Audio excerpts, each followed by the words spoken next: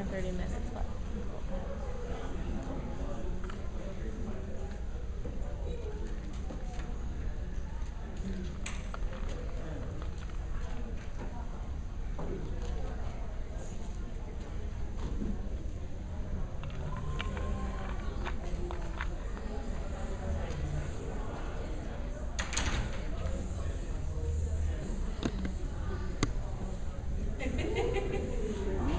You know what? It's Sunday afternoon. The gun's almost over. I'm going to say it anyway. It makes no sense that they put you guys in this room where there's no chairs and no good setup, and there's main programming with a slide projector and 4 people sitting in the audience. Makes perfect sense. It's what? That's a vague. It's an event. No, I was thinking vague. So this is what we're going to do, and I hope, and I know you're recording, but this is normally, the history of sharp, shiny, pointy things is a lecture. It's a little bit of historical background for the Japanese warriors and smiths as they figured out how to make swords. And then it's show and tell where I hand off the blades to my wife and she walks around and people get to look at them while I continue the lecture. But this is kind of a more intimate setting. It's the tea party room. And it's Sunday afternoon and most of you don't care to listen to my voice. You want to see shiny things. So if it's all right with you, if you guys want, I'm going to just turn my wife loose with swords and let her start walking around and letting you look at them and take pictures. And we're going to do this as a question-answer session. If you don't have any questions, I'll just do most of the lecture so the information's there anyway. But a lot of times what happens is, as you see the swords, people come up with questions that sometimes they're random and make no sense at all, and sometimes they're really insightful and cool and something I never thought of to put in the lecture. So if it's okay, let's do question and answer. And I'll give you just a super fast outline. Okay, the blades you're gonna see today, in Japan, they used to name the blades and determine how they were used based on size. The old Japanese unit of measurement was called the shaku. A shaku is 11.9 inches, okay? So it's just a shade under a foot long. And for the samurai, any blade that was 1 shaku or less, 12 inches or less, was considered a tanto, a dagger. And those varied in length. For the samurai on the battlefield, normally that dagger was between 7.5 and 8.5 inches long. I brought one. It was handmade for me. It's about 8.5 or 9 inch blade. But 1 shaku or less was a tanto. From 1 to 2 shaku, 12 to 24 inches in length, was considered the Japanese short sword. That's known by all kinds of different names, the shoto, the wakizashi for the sword system we're in. One of the definitions translates as house sword because the samurai actually didn't carry the long sword when they were indoors for obvious reasons. Is anybody familiar with Japanese architecture? How big are the rooms in a Japanese house? What are the walls made out of? So if you're carrying a long sword and it's sticking out behind, you're putting holes in the walls. I mean, your mom hates you now for bumping into the walls and scratching the paint. At least you're not putting holes in the walls. And you also couldn't fight very well indoors with a big weapon because the rooms were small, and while the walls were made out of paper, everything was framed up by heavy timbers, heavy wood. And if somebody breaks into your house and they're trying to stab you to death, then you have a 3-foot sword and go, wah, and draw it out while it sticks in the ceiling and you're going, The other guy's playing tic-tac-toe on your abdomen. Okay, so what they did when they got home is they took the big sword off and they put it in a sword rack. The ones that hold the blades horizontally, and I didn't bring any this weekend, but they were called katana kake, and they put the swords on that. And then they would move deeper into the house, but they would carry the short sword in case of ninja or mother-in-law visits. Either one. There's a difference? Yes, because some ninja were heroic and honorable. Mother-in-laws, no, but you remember they did a whole series of Godzilla movies with various Mothra and Ghidorah and the 3-headed monster that did lightning thing. Mother-in-law. Kaiju also translates as mother-in-law. No. I'm so much braver when my wife leaves the room. Okay, so tanto, 1 shaku or less, 12-inch blade. The short sword, 12 to 24 inches. The next size up was a Japanese long sword, the katana, and that was 24 to 30 inches long. It was 2 to 2.5 shaku. Almost all of the World War II blades fall in that category. Most of those blades that were made during the late 30s, early 40s, the cutting edge ran between 26.5 inches and 28.5. There were really 3 basic sizes, 26.5, 27.25, and then 28.5 for the blades that were made during World War II. But any long sword that was single-edged and curved and fell between 24 and 30 inches was the katana. Now the samurai had a bigger sword than that. It was called the daikatana, which means great sword. Because if big is good, bigger is better, right? I'm 6'7", I have to believe that. And so the blades we brought today, I brought a tanto. I brought one of the knives for you to see that was custom made for me. And it's actually in shirasai. That means it's not mounted. It doesn't have the silk wrap and the hand guard and stuff. It's in a basswood holder. But I brought a tanto for you guys to look at today. I brought a wakizashi, short sword, and it's a modern one. It's made by Hanwei Forge, and it's worth about $200. It has a straight temper line, and I'll answer questions on all of this stuff as we hand the blades out. But I brought a katana. This is my wife's blade. It's 300 years old, and it's one of 13 blades made. They were commissioned to be made for the top Shinto shrines in Japan. And they were supposed to be the finest quality, but also very lightweight, because while they hung in a position of honor at the temple, the priests were supposed to be able to take the sword down and defend the temple against desecration, and apparently the spray painting stuff didn't actually start in the 1960s like I thought it did. People did graffiti back then. The priests were supposed to be able to use the sword to drive away bad guys, and her sword is unbelievably sharp. Did anybody see our stage show where we did the cutting with the straw mats? The first time my wife let me use her sword for a public demo, I walked out to cut with it and went up and went, and the mat didn't move. And I've been married for a long time. I'm used to being wrong. So my first thought was, I missed. Like, how did I miss? It's a 3-foot-tall stationary target at point blank range.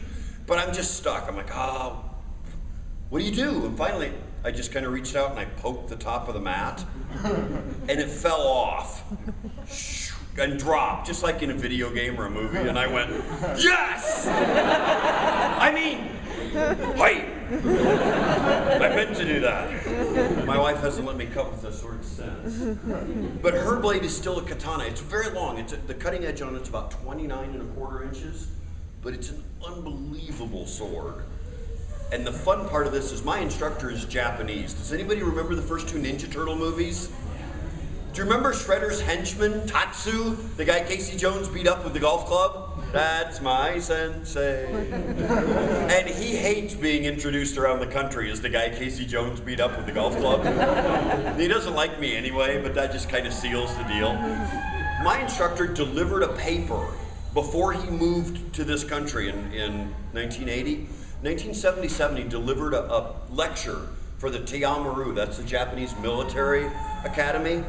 He delivered a discussion about those swords, and he had a handle. He didn't have a blade, but he had a handle from the tsuka from one of those blades with the handguard called the suba, and the habaki, when he got to this country, 30 years later, he had a really tall, awkward, stupid-looking instructor and a really cute, blonde girlfriend who had a sword with no handle. And I showed him the blade, said, Sensei, could you get this blade mounted for us so she could use it for cutting? And he freaked out because he had the handle for the sword that we had. Wow. Yeah, I know. So that was made at the big banquet where all the schools and instructors were there, and we're handing out menjos and stuff, and we're showing him the sword, and he freaked out, and everybody realized what just happened. And while all the instructors are going, oh, it's fate! It's karma! Here I am in the background going, it's a small world. And now we're back to my instructor hating me. He took her aside after a demo once and said, he's clown! Samurai! No smile! Serious! He doesn't take serious. And she's like, Sensei, he treats the art serious. It's him he doesn't take seriously. And he was so angry, but when the demos got over, there were 7 different schools that did martial art demonstrations, and then he did cutting. And it was in Champaign, Illinois, and they had TV crews and everything. When the demos got over, the TV crew came and interviewed me. Because I talked to the audience, made jokes, and let my students do all the rah while I was up there being stupid. They came and interviewed me, and then he looked and goes, huh. Maybe okay in America where people have no attention span. And he said that, like somehow Japan, which gave us anime, none of them have ADD. That has nothing to do with my lecture. The daikatana, the big sword, that's the 700-year-old blade that I brought. The daikatana was between 2.5 and 3 shaku, so 30 to 36 inches. If you see a sword that was mounted so it was still supposed to be worn through the sash, through the obi, but it's longer than a regular katana, that's considered a daikatana, a great sword. And I have 2 of them because I'm larger than the average Japanese person. Okay, I'm bigger than the average anybody person, but still. There was one category bigger yet, and that was the nodachi. That was the monster sword that you see in all the video games, and Kurosawa was carrying around, or Toshiro Mifune was carrying around in Kurosawa's film, The Seven Samurai. And this was a huge sword. It was from 3 shaku on up. So if you have a Japanese sword that has a cutting edge of 36 inches on up, that's the daikatana. The largest one I've ever handled at a sword show was 60 inches long. It was 5 shaku, so it was just under, and I could still draw it normal. I really freaked out the guy at the table. He was being an idiot. He was selling swords instead of being a big enthusiast, and he was trying to impress on a pretty girl. It's amazing what we'll say when we're trying to impress pretty girls. Oh, this sword, you wore it on the back, and you drew it out, which is not true. You don't draw a sword from on you. You can't. I'm going to draw a 60-inch blade out with my arm, which is from here to here, less than 24 inches, and somehow magically the sword just shows up. That's called a lightsaber. It's different. He's like, nobody could draw the sword out from here. Not even that guy, because I'm walking by and I'm talking. He's like, that guy couldn't even do it. I'm like, leave me out of this. He's like, no, come here, show her. Okay. So he handed me the sword, and I put it on, and I went, fwah! And actually got it to draw out, and he went, I said, this would probably be a good time to point out I'm a professional Japanese sword instructor. It's what I do for a living. He's like, oh, that's cheating. I'm like, oh, okay. Jillian! So my wife came over, and she's 5'9". And I gave her the sword and said, here, can you draw this? And she's like, no. Yes. By then the guy has lost any chance of getting laid at all. I mean, any credibility with the girl he was talking to. But 3 shaku on up was the daikatana. And for anybody interested, the longest Japanese sword ever made that was still traditionally made with the folded steel and differential heat treating, the longest sword ever made measured 17 feet, 11 inches. Of cutting edge. It is not mounted. There's no handle on it because the handle itself would have been 4.5 feet long. No, you couldn't use it. It's in a museum. It's on a glass case on the wall where they won't let me play with it. Actually, they wouldn't even let me touch the glass. Security alarms. Those little laser things going back and forth, and then the 3 dots on my forehead. Oh, wait, that was Predator, right? 17 feet 11 inches. When we used to go around the country and do this as a whole lecture, I'm like, I have no idea why they'd make a sword 18 shaku in length when you can't use it. It's just, it's inconceivable. You got the bridge. You keep using that word. Because I'm clever, but I'm not as clever as my son is. I was going, I have no idea why they'd make a sword like that. My son was sitting back there where she was at a panel, I think it was at ASIN, and went, Dad. I'm like, what? Don't interrupt me, I'm talking. And he's like, how big was this sword? 17 feet, 11 inches. What country was it from? Japan! He's like, and you don't know why they made it? No, do you? And he goes, Dad, Godzilla, hello.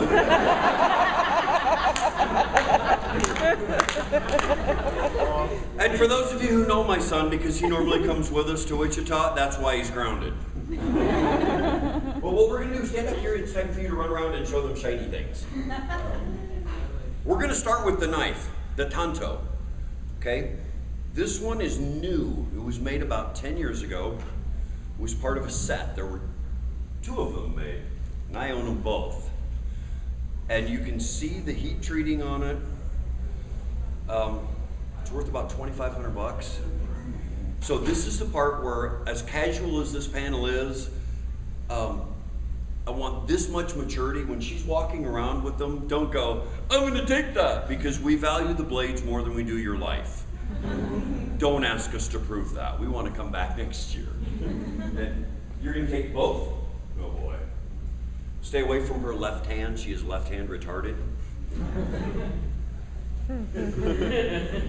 I cannot use my glasses. Operation. I'm not going to use the glasses. I'm grabbing you. Operation Human Shield. Wasn't that a South Park thing from the movie? Yes. But we're not going to go there because that was a much worse comma thing from the South Park. All right, so she's going to walk around. That's the wakizashi. It's new. It's from Hanway Forge. It's worth about $200, and the temper line on it is straight. So when you look, that wavy line doesn't wave. It just goes right down the middle. It's the easiest way to heat treat, differentially heat treat steel, but it's not as strong. You didn't find a lot of blades done that way that were used on the battlefield to hit bone or armor, because having the steel change densities in a straight line down the middle meant that it could crack and break right at that spot. So most temper lines are a wave pattern, or the really good swords, it's actually a flame pattern where it's jagged. Because, hi, either come in. Yes. Okay, thank you. Standing with the door open while you talk loudly is my job. And now while she walks around, questions, comments, observations, this is your chance to talk. I mean, oh no. Yes, What ma'am. is the oldest sword you have ever come into contact with? The one that I have up here that you guys get to see in a bit is 700 years old. We have a wakizashi that's also unmounted that needs repolished and everything, that's about 600 years old. But we were at a sword show and they had a blade that was just over 900 years old. And I stood in line for 45 minutes to handle that blade. And I think that would be the oldest, was a sword made right around 1100 AD. My wife, who's for some reason antique sword collectors like better than me, has probably handled weapons that were made, I don't know, when this guy in Jerusalem was walking on water.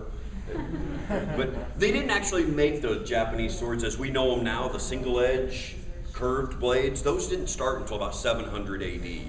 Before that, they had a straight sword that was twin-edged. Like, does anybody remember Mulan? Remember the sword that she took from her dad with the armor and stuff that was straight? It looked like for us it's just a typical long sword. That's what the Japanese used to use prior to 700. And that'll come into play later with my blade because it has an engraving on the blade that shows one of those. Yes, Iron Man. Why did they switch to the current one? What was the advantage of the current? This is awesome. You guys are going to ask the questions that would have been in my lecture anyway. That's good because that means I know the answer. In 700 AD, the Mongols invaded Japan for the first time. There were two separate major Mongol invasions, but the first one, when they invaded, Japanese warriors were using that straight twin-edged blade. Mongolian warriors were wearing armor that was made out of leather, and it was lightweight strips of leather, but what they did is they overlaid them. They put it in layers, And the straight swords were having a difficult time penetrating the layers of leather because cutting through one thin layer was not a big deal. It's like taking a pocket knife and cutting a slice of paper. A slice of paper. It's Sunday, I speak English very goodly. Taking a sheet of paper and cutting it with but if you take what, in the old days before cell phones, some of you will remember, when we wanted to look up somebody's number, it was in a thing called a phone book. Yeah. And it was like this thick, and it was all really, really thin pieces of paper, but when you have 1,500 of them at once, your knife is not cutting through it. And the Mongols did layers of leather armor, and the swords weren't penetrating. The other problem they had was that interspersed throughout the leather were iron rivets. Mongols didn't go with full plate armor, but they put iron rivets through it. So for you Dungeons and Dragons players, it was their version of studded leather armor. And when the warriors were swinging these swords as hard as they could, I mean, granted, you're going to anyway if your life depends on it, but knowing that it wasn't penetrating the armor very well, they really swung hard. When they would hit the iron rivets, the blades were breaking. They were chipping out and cracking and breaking on the iron rivets. So when that invasion ended, the Japanese warriors and the swordsmiths got together and tried to devise a blade that would defeat that specific enemy. And the first thing they came up with was a single-edged curved blade, because that has superior chopping and cutting dynamics. And every warrior culture in world history that used swords had a version of a single-edged sword. We had the scimitar, the falcata, the falchion. I mean, you go just find a culture and different terms and slightly different swords, but they all used basically a cleaver type sword because it slices better. And so that was designed to penetrate the layers of leather, but to preserve it so it wouldn't break when it hit the iron rivets. The swordsmiths came up with a different way to heat treat the steel. When you work with metal, you work with it in what we call its untempered state. So it's softer and easier to shape. It doesn't mean you're going to make a bed mattress out of it, but it's softer. But once it has its shape, you treat the steel so it gets harder. The way you do that is you heat it so it's just red hot, and then you plunge it into an oil or water bath to dramatically change the temperature very quickly. And that changes the crystalline structure of the steel so it gets much harder. Most swords throughout world history were uniformly, it was mono, sorry, it is Sunday. Man, I'm losing big name words. You'd heat it up and you dip it in the oil bath so the whole blade was treated so it was the same hardness. Japanese swords though, they put a clay and ash mixture on the back of the blade. So when you heated it up and plunged it in the oil bath, it cooled at 2 different temperatures. So the edge got really, really hard so it would hold its shape and be able to slice really effectively. But the back of the sword was still softer so that it would absorb shock and vibration better. Because if you make something really, really hard, it's brittle. Yeah. You can't bend a diamond, but you can shatter it. Okay, and they did that to absorb the shock when they hit the rivets. And that's why there's that wavy line that runs down the length of the blade. In English, we call it a temper line. In Japanese, it's a hamon. And that wavy line, it's showing where the steel changes density.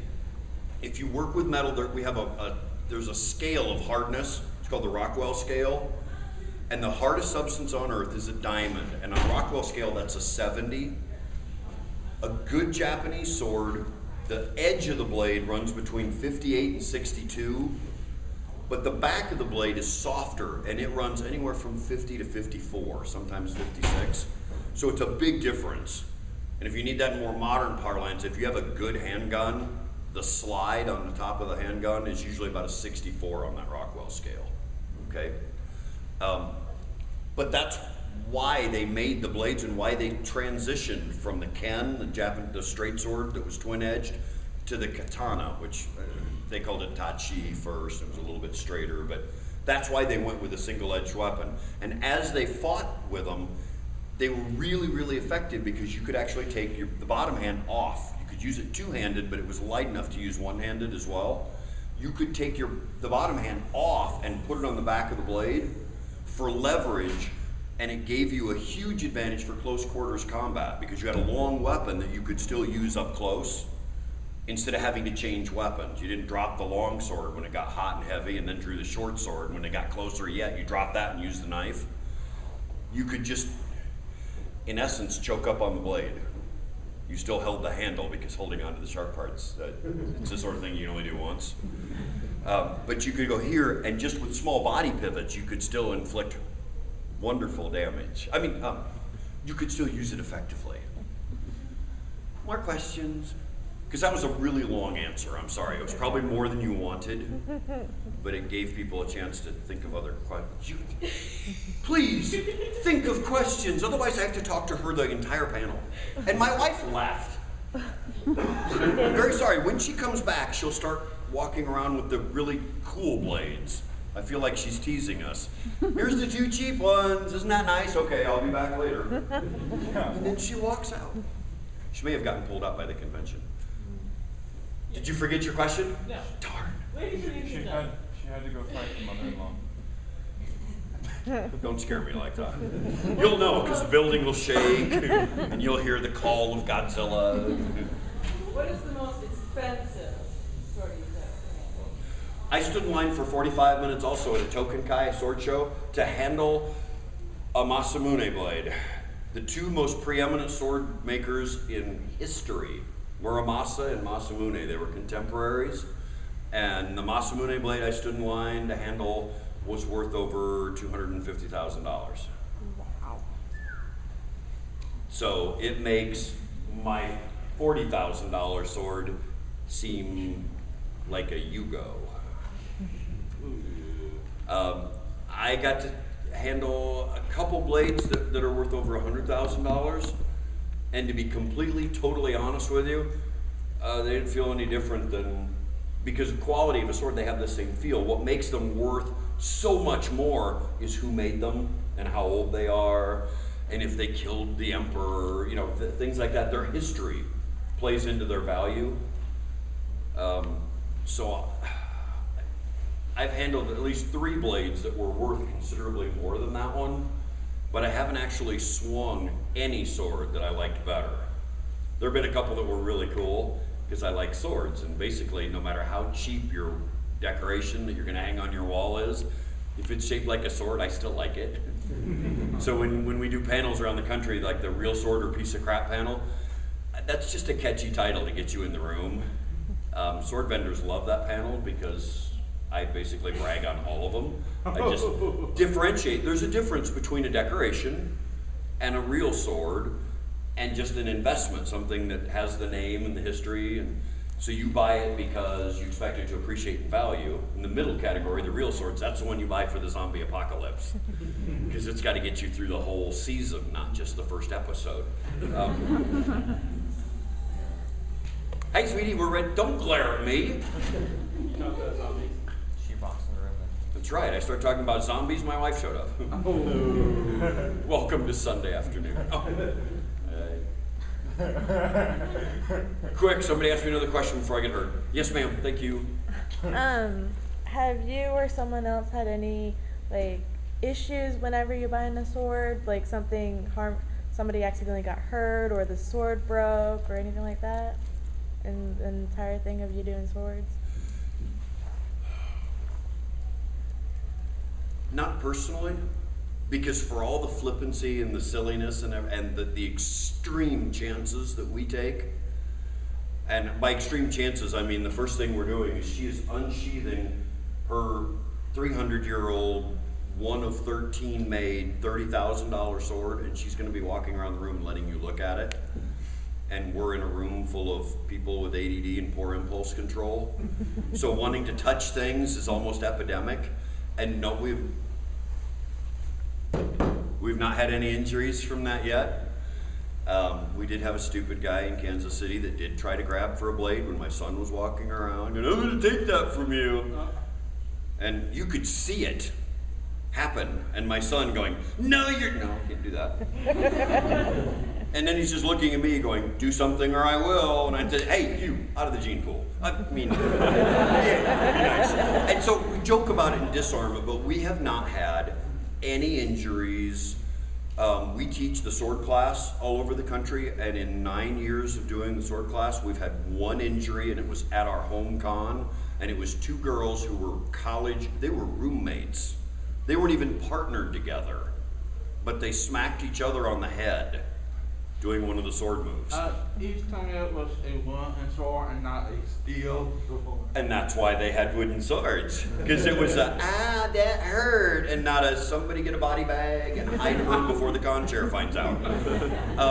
Our stage show, we do the big fight scene with the steel blades and stuff. We were at a convention in Minnesota back in October, and we just ordered new stage combat blades. And normally the first thing you do, you don't ever do something on stage or in public that you haven't rehearsed and tried in private.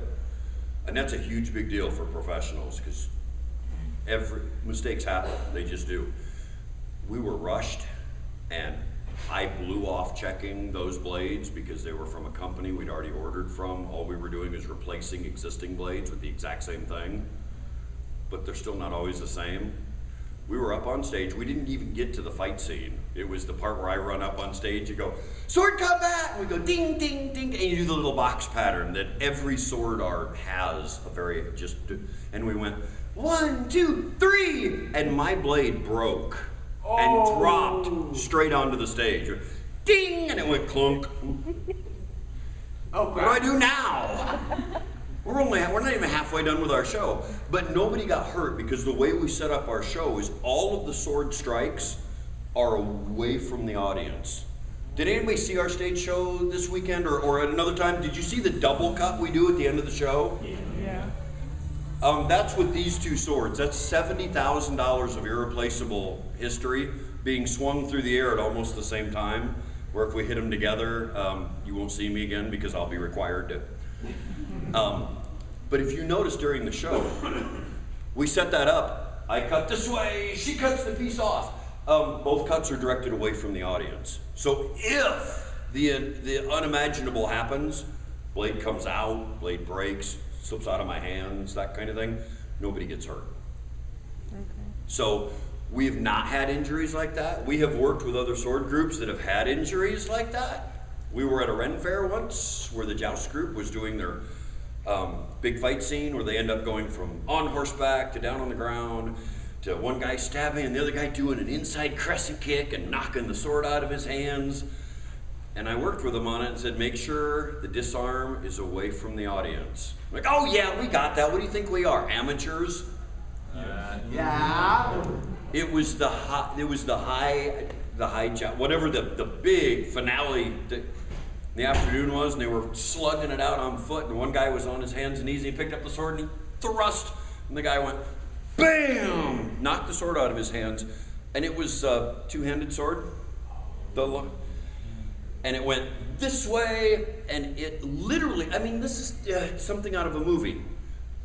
The king and queen were in attendance, and they have their own box seats, wood frame. It hit the upright next to the queen and stuck. Oh, wow. Doing, doing. I mean, it was like, did anybody see Lady Hawk? There was a scene in there where he throws the sword and it sticks, and it looked like that. And if anybody's doubting me, it was at the Des Moines Ren Fair about 6 years ago. I know the jouster. Yeah, and the queen's a friend of ours. We were watching, but holy crap, they really just did that disarm towards the...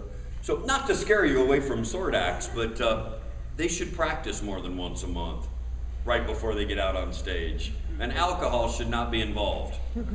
For the attendees, that's fine, drink up. You're not handling the swords, we are. Speaking of handling the swords.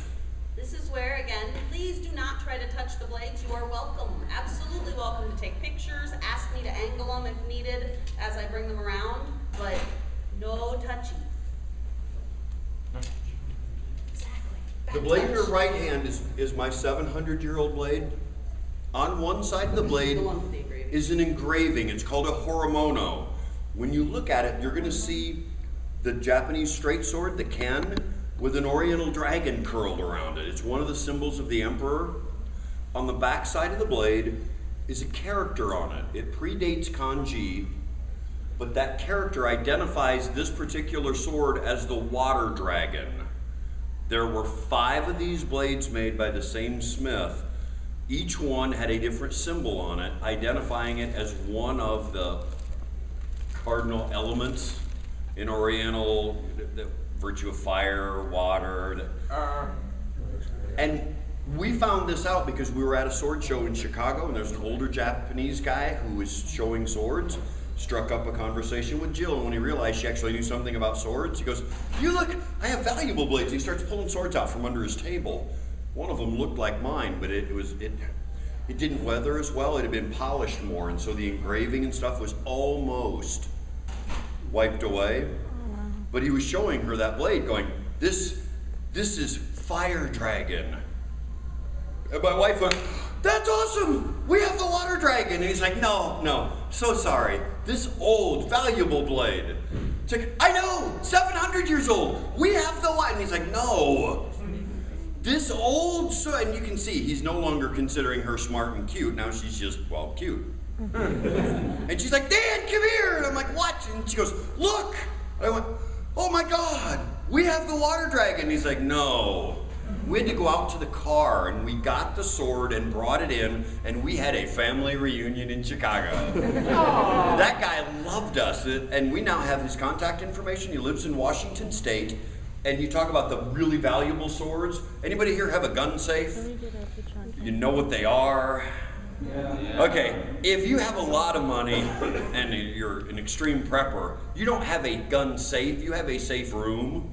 Because the walls are steel construction, you still put, and the door looks like the front of a set. This guy has a safe room for swords. Nice, thank you. And he invited us to his house. If we're ever in Washington State doing a convention, we're gonna go and have dinner with him, and he's gonna let us play with his nice swords. He wouldn't tell us where he lived, though. He just gave us his phone number and said, "When you're in Washington, I come meet you, bring you to the house." But he wouldn't give us, I don't know why he wouldn't trust me with his address. With all those swords. He has a Masamune blade. Maybe that's why he didn't give me his address. Did you tell everyone across the country? No, because I'd drive to Washington and kill him for, no. No, and if you repeat it, I'll deny that I said it, and then I'll hunt you down. No, that's, hi, sweetie. My wife's blade, when you look at it, it has 2 fullers. In English, we like to call them blood grooves. In Japanese, the term is bohi, and they're actually misnamed. The blood groove was not intended to create a channel to let the blood out. If you stick a sharp sword into someone's gut, you don't need any help letting the blood come out. The reason why those are on there is to lighten the blade. There's some argument that by shaping it, you're actually creating more structural strength. But the reason why you find those, especially on Japanese spears, the yari, it's a triangle-shaped blade, and the underside always has that bohi in it. The reason why is because living muscle tissue clamps down on invading things. If you talk to a surgeon, that's part of why scalpels are so it's actually easier to stick a knife into someone than it is to pull it back out. Don't ask how I know that. And remember, that's just living muscle tissue, so it doesn't matter with zombies at all. But those were part of the blades, so that when you stuck the blade into somebody, while their buddies are coming running up, you're not stuck going, it won't come out. Because the fullers, that pocket, you twist the blade slightly, and what it does is it breaks suction. Lets the air in. Forget about letting the blood out. Let the air in, and then you can pull the blade back out. So it would be more correct to call them air grooves than blood grooves, but if we called them that, you guys would just think I was breakdancing. Disco dancing? That's not a breakdance move, is it? But my wife's blade actually has 2 on it. No, somebody else raised your hand. Somebody else did. Because I called on you, but you raised your hand. I will come back to you, I will. You know I love you from a distance. In war, blades have a spirit. How did this come?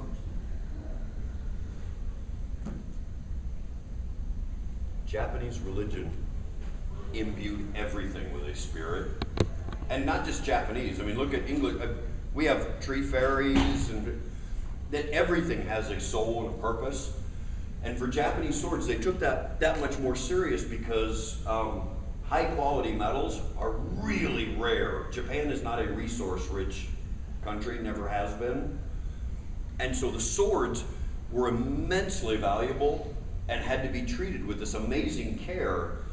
And what better way to instill the seriousness of the blade and how to treat it with respect and dignity than to imbue it with its own life.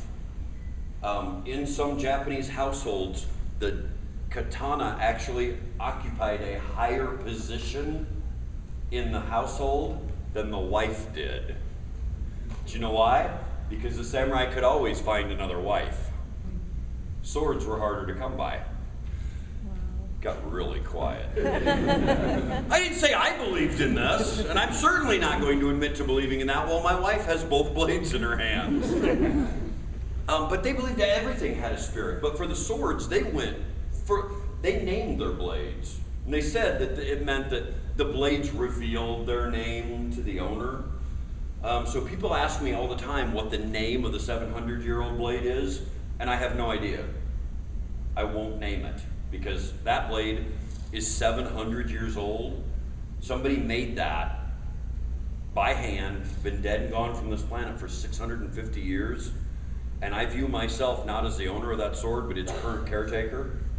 That sword will be here long after I'm gone. And for me to name it is kind of like the whole two fleas arguing over who owns the dog they're riding on. Because that sword probably has a name, but I don't know what it is. I wasn't around when it was made. My daughter thinks I was. Dad, that sword's older than you, barely. Which is why she's grounded too. So I don't know what the name of the sword is. I know that the character that identifies it is the water dragon, but I don't know if it has its own spirit name or whatever. We could have sent the sword back to Japan to have it papered, where they go through this long, rigorous official process and send you a certificate. The process costs $3,000, and the sword is out of your hands for 9 months to a year. And hope you it know doesn't what? get lost in the mail. Yes! They may decide, oh, we have the water dragon. What are you going to do about it? It was lost. So, and since it's not for sale, and so finding out if it's even more valuable or doesn't matter.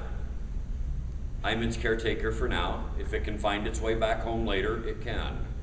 For right now, it stays in Iowa and travels with us. Well, if you guys ever go to Japan, I guess you could go up. We got really close, actually. We got to do Iowa. The state of Iowa has an exchange program with a prefecture in Japan.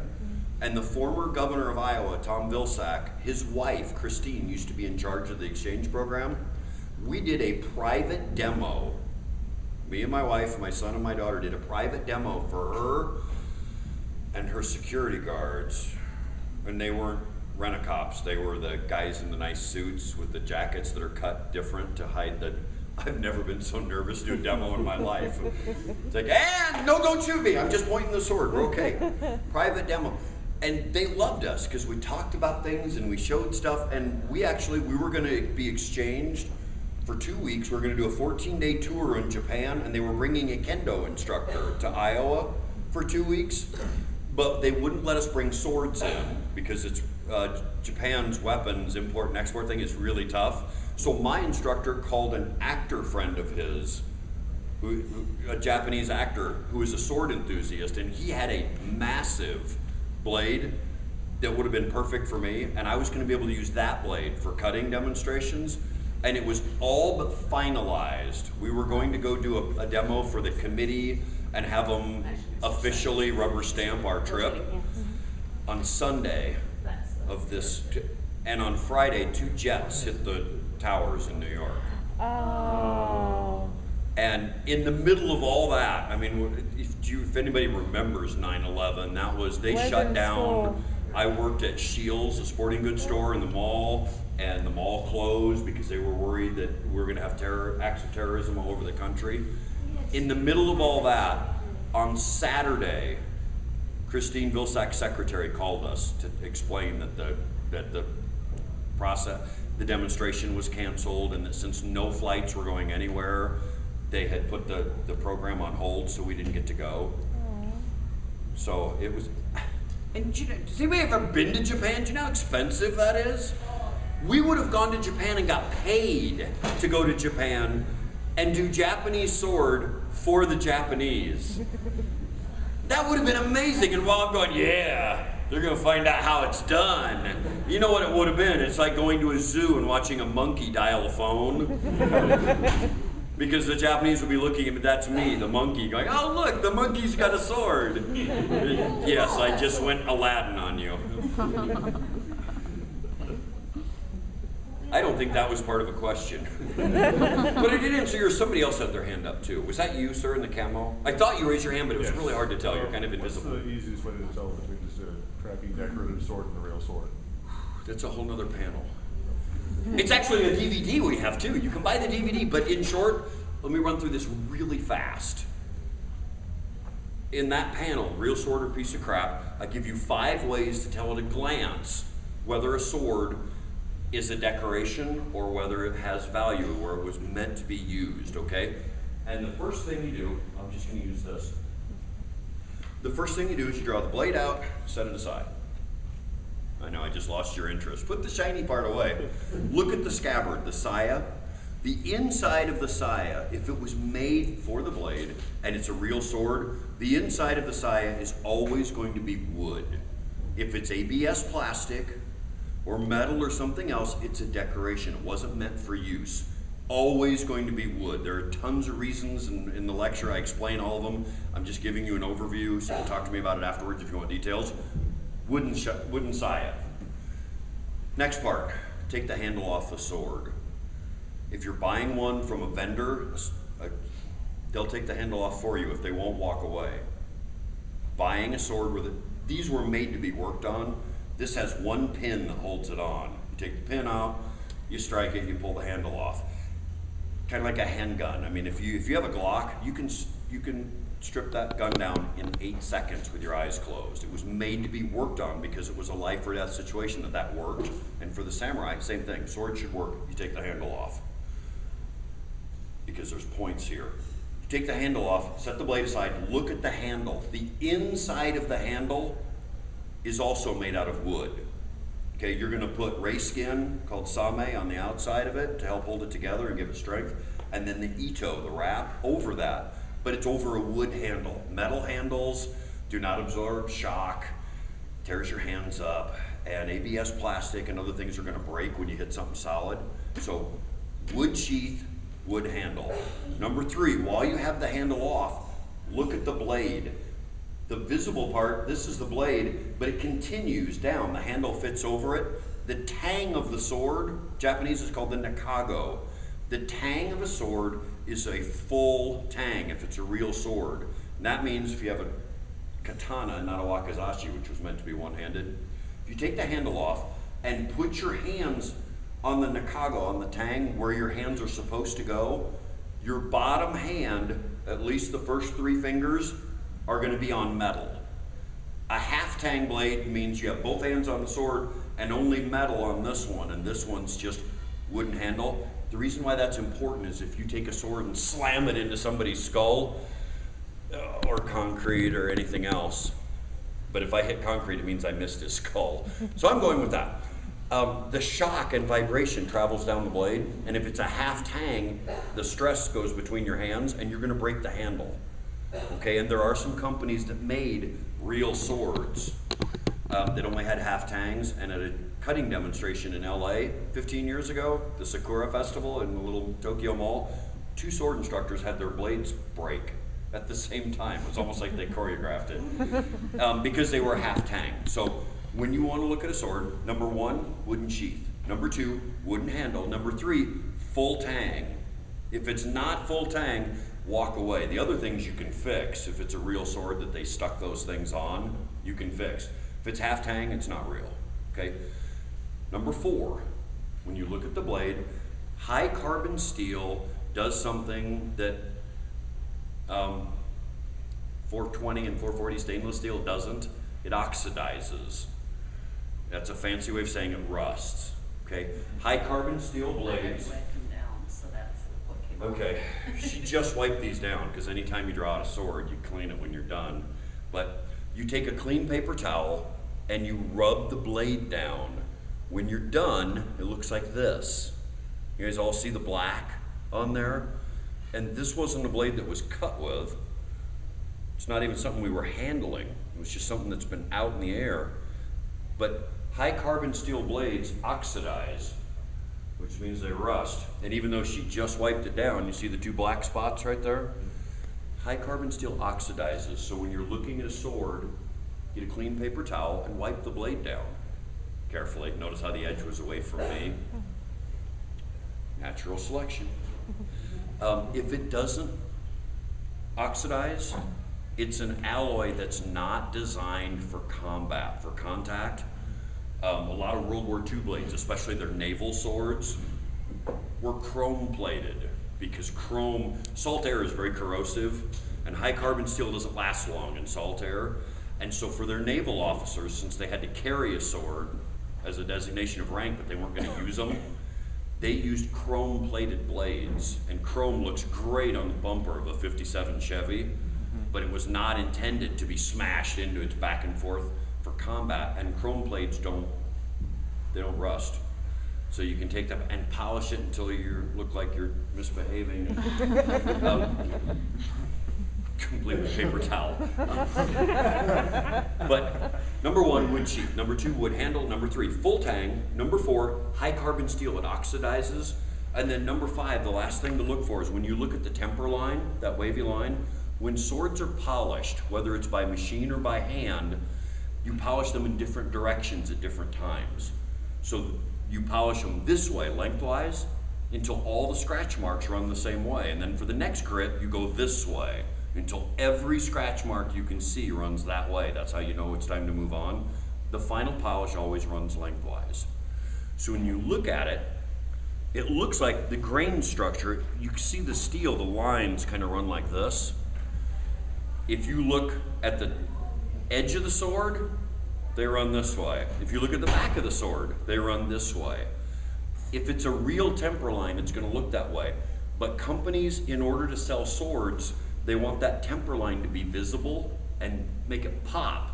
So they put them on fake. They don't actually differentially heat treat the blades. They use an angle grinder or a laser etcher to put a temper line on the blade, and to make it more visible so it stands out to your eyes, they run the grind lines the opposite direction. So when you look at a wall decoration, the back part of the blade, the lines in the metal run this way, but from the wavy line to the edge, they run this way. And if that's the case, it's not a real temper line, and the sword was not intended to be used. And that means zombie apocalypse? No. If your roommate drops acid and attacks you, yes, single use only. But for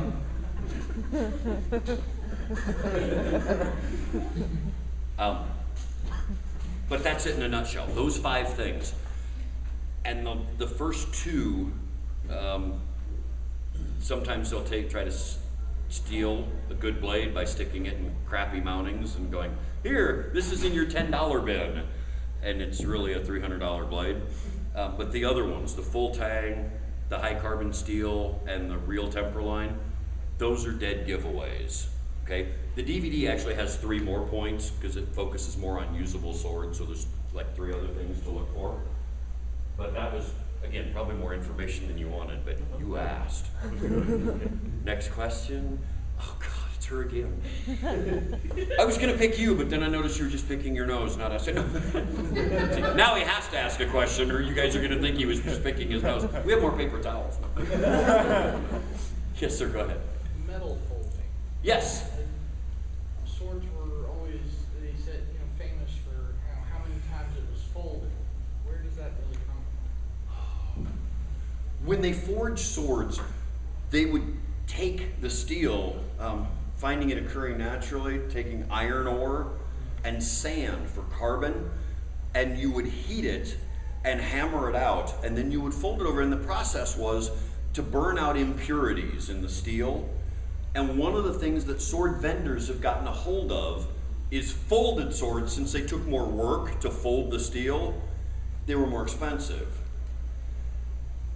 The difficulty is now you buy swords and you go to a wall and it says 600 folds in the steel, $800. 900 folds in the steel, $1,000 because the more folds, the more valuable. But that's not true. When they folded the steel, it was to burn out impurities in the metal and make it more resilient. And they stopped folding the blade when it was done.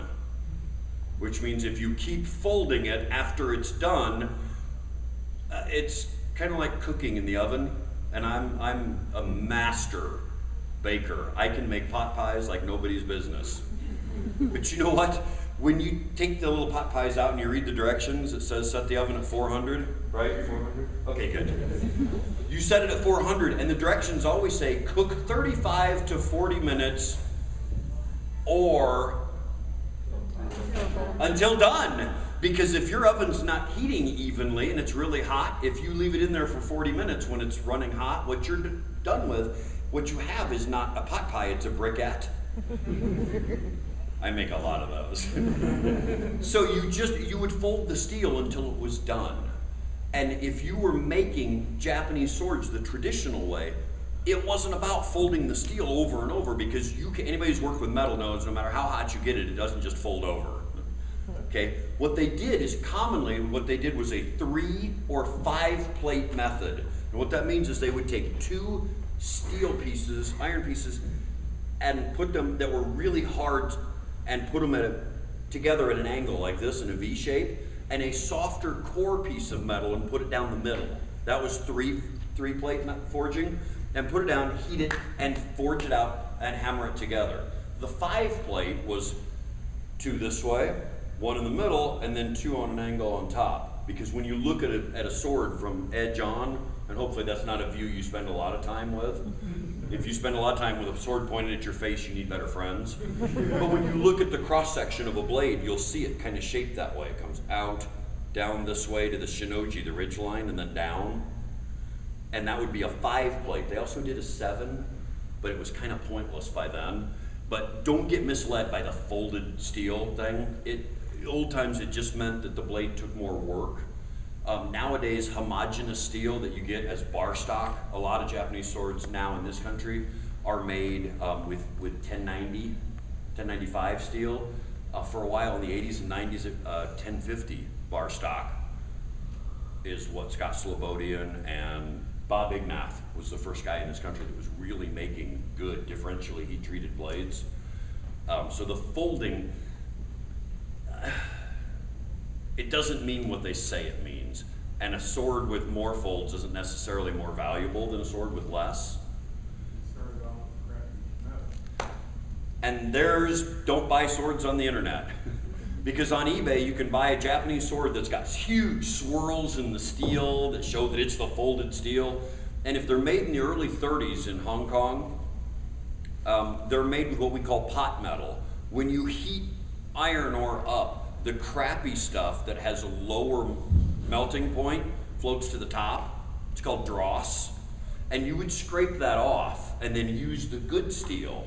But to make cheap, fast swords with really visible grain structure, forges in China that were pumping out blades, because remember, they started fighting before the US got involved. I mean, I think in 1932 or 36, the Flying Tigers went over, but they were actually fighting a little bit before then. But they were making swords on the mainland, and they were using pot metal, what you'd use to make really cheap pots and pans and stuff that didn't have to survive, unless you're being wielded by the girl in Tangled. They didn't have to survive that level of contact. And you can tell those blades, that's in the DVD too, because normally they're heavier than they're supposed to be. A sword should have weight and heft, but it should be lightweight and balanced. And if you're holding up a sword that should weigh 2.2 pounds and it weighs 4, it's a piece of crap. And when you slam it against the right blade, that blade's going to shatter spectacularly sometimes. We may or may not have tested that on a couple of those blades. Other questions? What do you got for me? Okay, who or where did you learn to appraise these swords? I made this stuff up. It almost sounds that way because I run a full-time Japanese martial arts school in Iowa. Who in the world does Japanese sword in Iowa? My instructor moved to this country from Japan in 1980, and he lives in LA. And so we used to stalk him around the country and do seminars. We had a local instructor that taught. He was a chiropractor, and he was in and it was a hobby for him. It was much more than that for us. So we started having him come out for seminars, and we went out for private lessons, and he was actually one of the last sword testers for sword makers in Japan. The Japanese term is called shitoka, and those are the people who destruction test weapons. If you've ever been to Cold Steel's website and seen the insane things they do with their knife blades, they used to do that with swords too, but now they're kind of valuable and you don't take a chance on an $8,000 blade. How far does this bend? Oops, back to the drawing board. But my instructor actually used to do that stuff, so we learned an immense amount of it from him. But my best friend makes Japanese swords for a living. He lives in Oregon. He was apprenticed to Michael Bell, a guy who makes swords out of steel cable. You want a fun blade. If you make a sword out of steel cable, the way he makes it is when it's rough forged and heat treated, before he polishes it, he puts a wooden handle on it that's just kind of a generic fit, stick a pin on it, and he suspends a strand of steel cable from the ceiling of his workshop and hacks at it with the sword. If it cuts through the steel cable, he finishes the blade. And if it doesn't, he throws it away. It's usually broken. I got to see him do it. I have one of his swords. Okay, my son has one of his swords now.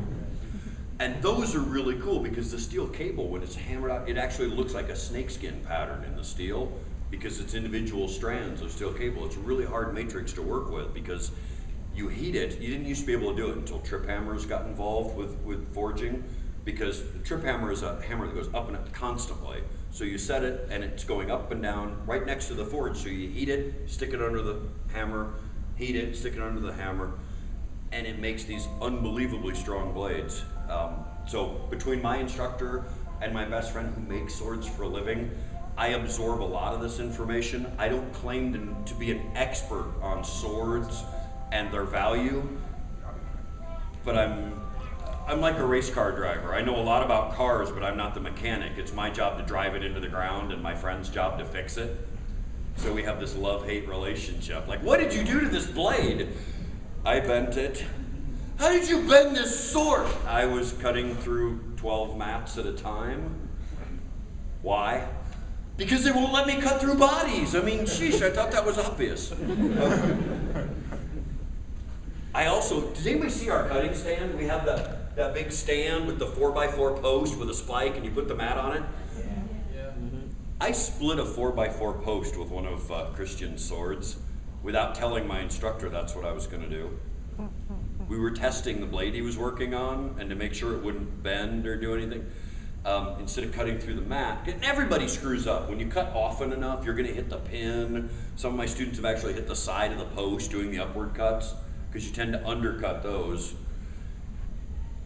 He promised me that I could not bend that blade, and so I lined up for the big, I'm going to do a side cut, and instead I went over the top, and I hit the 4x4 post and split it in half. And went, yes! I mean, I'm so sorry, Sensei, I didn't mean to do that. And we didn't tell him for over a year that I did it on purpose. He said, I don't know whether to be upset that you kept it from me, or relieved that your aim isn't that bad. I'm like, yeah, because cutting this way and cutting this way, they're almost the same, right? It could have been a mistake. Well, that was more of an answer than you probably wanted to, but It was awesome. anything, I do dumb things. I really do. And that's most of the things I teach my students. Don't do this and don't make this mistake. You asked if anybody had ever gotten hurt. One of the things we do, there's a practice in Japanese swordsmanship called iaijitsu. The older term is bataho. It means cutting off the draw. So when you have the sword put away, instead of drawing it out and then fighting, you would cut somebody from having the sword put away. Just going, flah, drawing and cutting. That's part of our sword system. It's one of 5 major areas of training. So we spend a lot of time doing that, but you're not supposed to do test cutting through the big straw mats, because cutting off the draw with one hand, you have speed, but you don't have power, so it's harder to chop through things. But I practice that anyway, because I want to be able to deliver full power cuts off the draw. And so The first time I went to practice the kiriage, the upward diagonal cut, out, twist, and cut one-handed, I didn't know if I could actually do it. So I moved everybody in the dojo, because normally when you're cutting, if the stand is over here, I cut this way and all the students are standing behind me. But to do that draw cut, I was worried about what might happen with the sword, so I moved everybody to that wall, because that was the one place that nobody could get hit. And Christian, my friend, had actually just rewrapped the handle and it was too loose. He didn't stretch the ito first, he just wrapped it dry, and it shifted, and we didn't know. It was early on for both of us. But I went and did that draw and went, shoo, I cut through the mat, the sword pulled right out of my hand, hit the back wall, the ceiling, and went all the way to the back of the dojo and stuck in the wall. Crap. That was a scary day. And I was going to quit. My instructor had to talk me out of quitting training because I was so devastated that I did that. But it was a learning thing. And I had made the right decisions beforehand and moved everybody. And so we do that at our dojo. I have a student in a wheelchair. He is legally blind and legally a quadriplegic, but he can use his arms. He's been training for 10 years. He test cuts.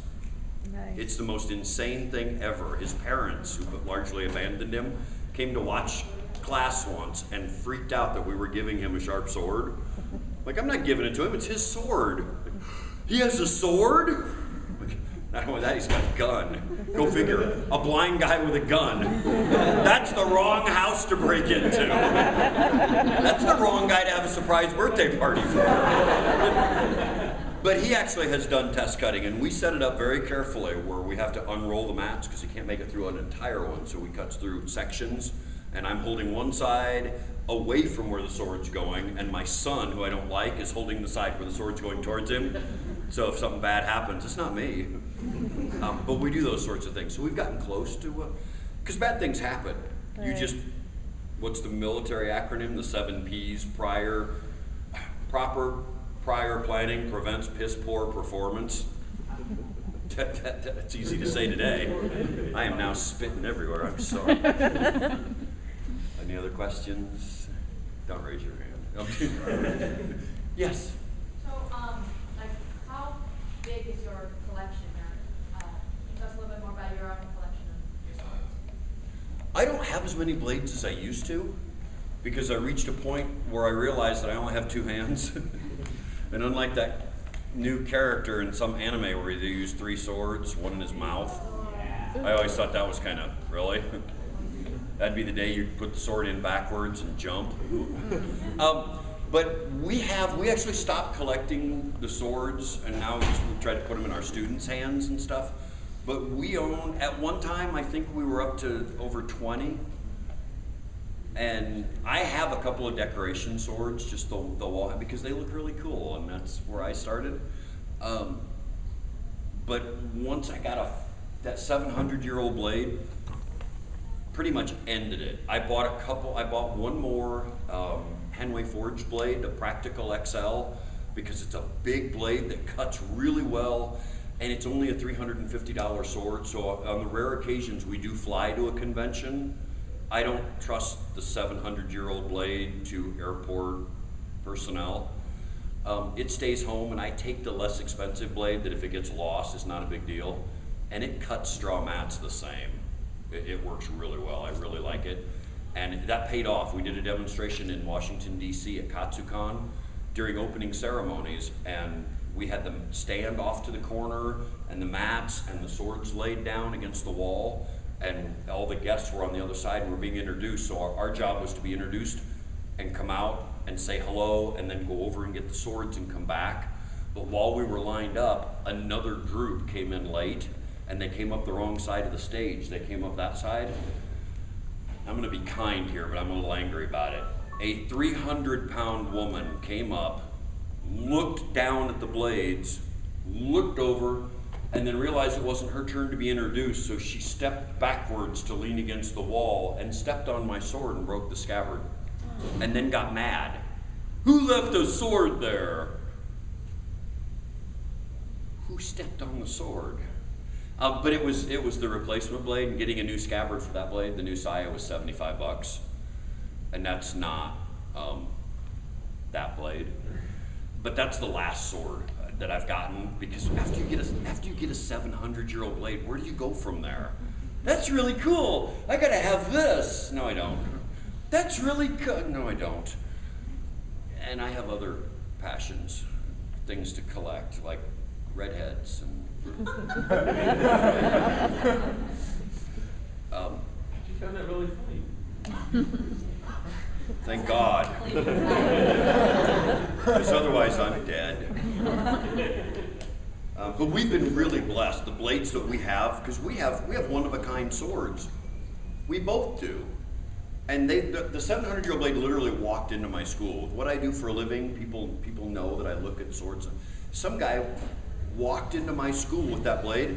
A buddy of his, it had been on his grandfather's farm. His grandfather passed away, and he found it in the barn, leaned up in the corner with rainwater running down the blade, covered in gigantic black scale rust. And the guy just gave it to him because he knew he liked swords, so he brought it in for me to look at. And I drew it out, and whoa, even in the shape it's in, this is old, it's valuable, you could see the swirls in the steel, you knew it was mahogany, the folded. I'm like, this is worth at least $500, but don't sell it. If you trust me, let me send it out to the West Coast and I'll have people look at it. And he just, no, I'll go home. And he went and talked to his instructor and told him what I said, and that guy said, that guy's an idiot, he doesn't know anything about swords. Which I found funny because 6 months prior to opening his business, he was a used car salesman with no martial arts background, but he wanted to get into martial arts, so he joined an organization that had split off from another, and they were giving high rank out to new people that would join.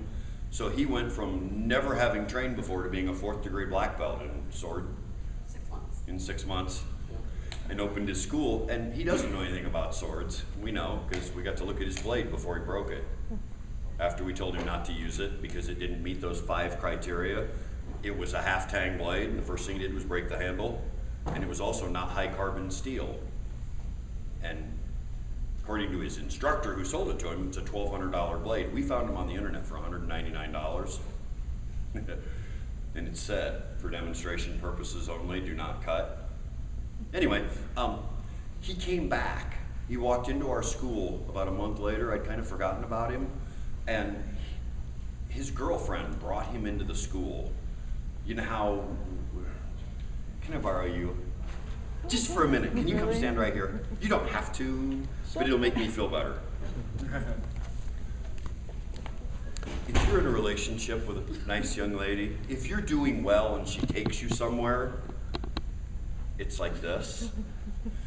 If you're being an idiot, she takes you like this.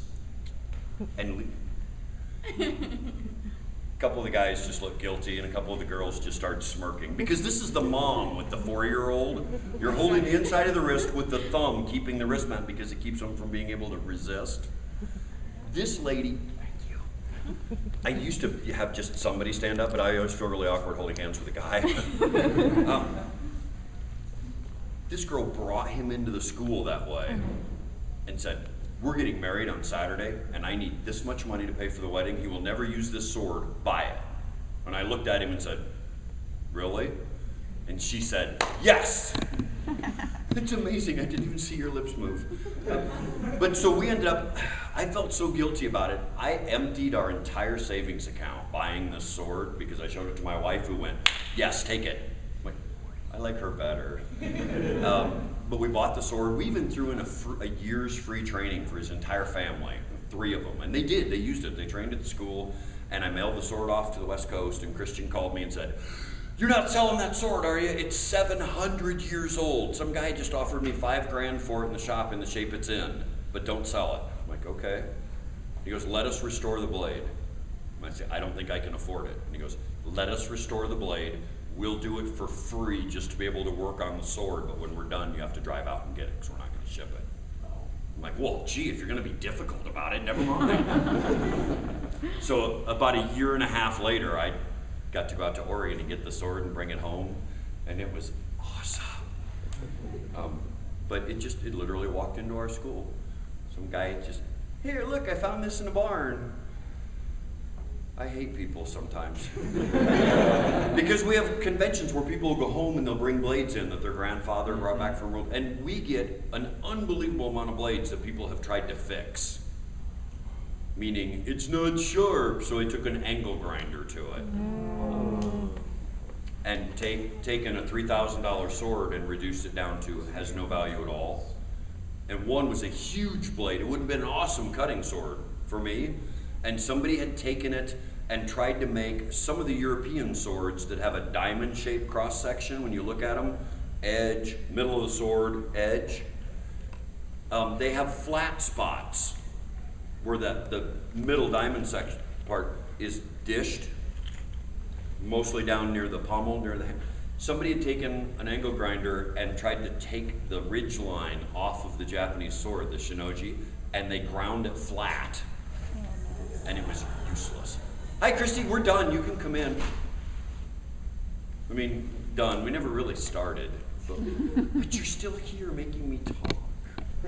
This is the point where we open it up to Dan signing almost anything you want. Body parts, no. Anybody that does actually want DVDs and stuff, we do still have them. And then we all wander next door for the awards ceremony. That's in 12 minutes. If we have anybody with more questions, I'm gonna stand right here and answer them. You guys